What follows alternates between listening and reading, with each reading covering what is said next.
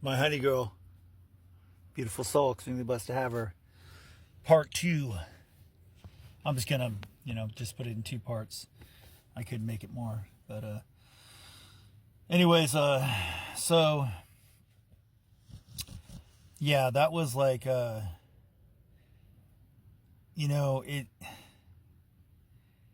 just shows you how corrupt the system is, So I was telling the judge, he's lying and I'm not, but my ex-sister and his wife used my mental health against me, everything that happened, and said I was this crazy person, right? Who's done nothing but help my family and my relationships, So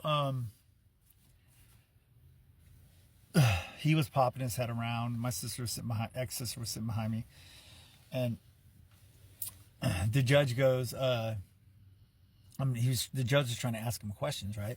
But he didn't know what, it was like a stack of papers. I never got a copy of it. I eventually did after the fact, but, well, I'll tell you when I got it. But, so, he's high, right? But you can't do a lie detector thing.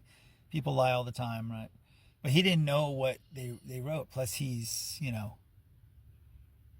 this is not there anymore. He's not really like, he's got a lot of issues. But so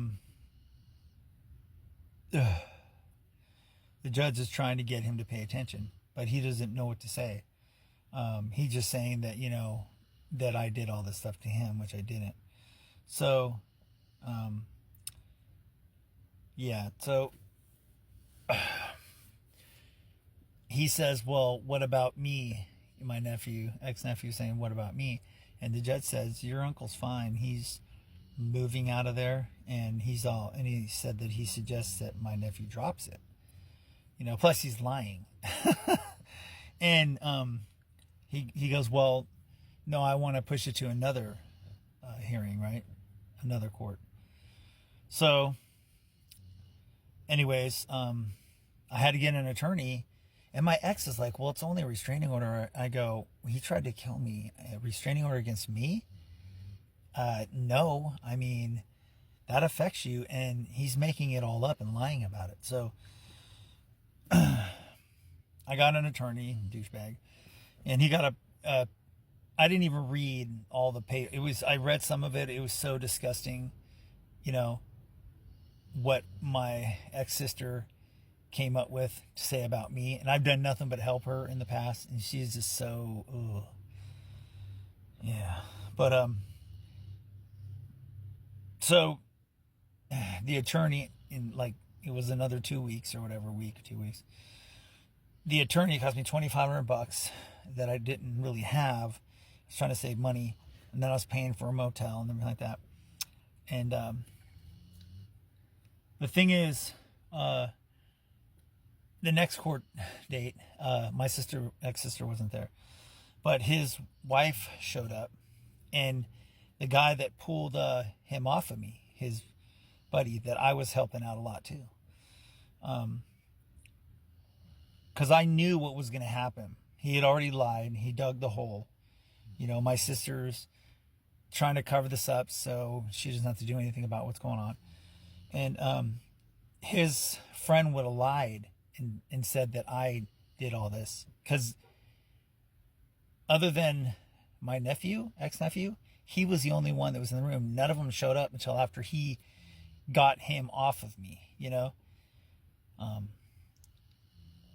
So he would have just lied. And they came in with a hat on. They were eating snacks. They were all high, It's so... The court is just so corrupt.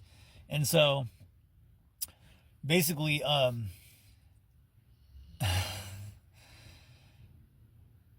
my attorney took him outside, and I heard a little bit of it.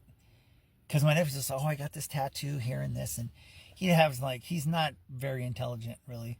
So, and the attorney scared him, to make him stop continuing what he was doing, you know? So anyways, it got dismissed, right? It cost me $2,500. But if not, I would have been in jail because his buddy would have lied because he's afraid of my sister.